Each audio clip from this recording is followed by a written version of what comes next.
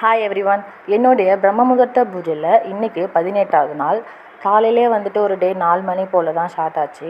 ஏஞ்சி குளிச்சுட்டு வீடு வாசலெல்லாம் க்ளீன் பண்ணிவிட்டு நேற்று வெத்தலை தீபம் போட்டிருந்தேன். அது எல்லாத்தையும் க்ளீன் பண்ணிவிட்டு அந்த விளக்கெல்லாம் லீக் ஆகிருந்தது ஆயில், அது எல்லாத்தையும் ரிமூவ் பண்ணிவிட்டு மஞ்சள் குங்குமம் வச்சு அந்த விளக்குலையும் எண்ணெய் ஊற்றி திரி போட்டு ரெடி பண்ணி எடுத்து வச்சுட்டேன் விளக்கேற்றுறதுக்காக. வெளியில் ஏற்றுற விளக்கையும் ரெடி பண்ணி எடுத்து வச்சுட்டு பிரசாதமாக பாலும் ரெடி ஆகிடுச்சு. அதையும் எடுத்து சாமிக்கிட்ட வச்சுட்டேன். இன்றைக்கி பிரம்ம முகூர்த்த பூஜை மட்டும் இல்லை, பங்குனி உத்திரத்துக்காக விரதமும் இன்னிலேருந்து நான் ஸ்டார்ட் பண்ண போகிறேன். இன்னிலேருந்து கணக்கு பண்ணால் 3ஆம் நாள் பங்குனி உத்திரம், 3 நாள் விரதன்ற மாதிரி கணக்கு பண்ணி காப்பு தட்டி நான் விரதம் இருக்க போகிறேன்.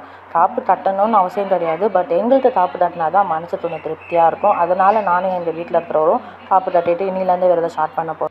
விரதம் ஸ்டார்ட் பண்ணுறதுக்காக பூஜை பண்ணுறதுக்கு முன்னாடியே டாப் எல்லாம் கட்டி அதில் மஞ்சள் கட்டி குங்குமம் வச்சு வெத்தலை பாட்டில் குங்குமமாக பூ வச்சு அதுக்கு மேலே நான் டாப்பையும் ரெடி பண்ணி எடுத்து வச்சுட்டு தான் நான் வெளியில் விளக்கேற்ற ஸ்டார்ட் பண்ணிட்டேன்.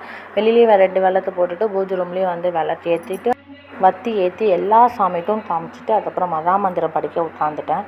மகாமந்திரம் நான் ஒரு 30 நிமிஷத்துக்கு மேலேயே படித்தேன். ஏன்னா என் பையனும் கூட ஏஞ்சி எனது நீ சொல்லுன்னு சொல்லிட்டு நான் சொல்ல அவனும் என் கூடயே அவனும் மகாமந்திரத்தை படித்து முடிச்சுட்டான். அதுக்கப்புறம் நான் காப்பு கட்டிக்கிட்டு அந்த வெத்தலை பாட்டு வைக்கிறப்ப பூ வச்சுருந்தேன். அதை எடுத்து தலையில் வச்சுட்டு விபூதி குங்குமம் வச்சு இந்த பிரசாதத்தை நெத்தியில் ஏற்றிட்டு என்னுடைய பூஜை இப்படி தான் முடிஞ்சுது. ஒரு 5:30க்குள்ளேயே என்னோடய பூஜை இன்றைக்கி கம்ப்ளீட் ஆகிடுச்சு.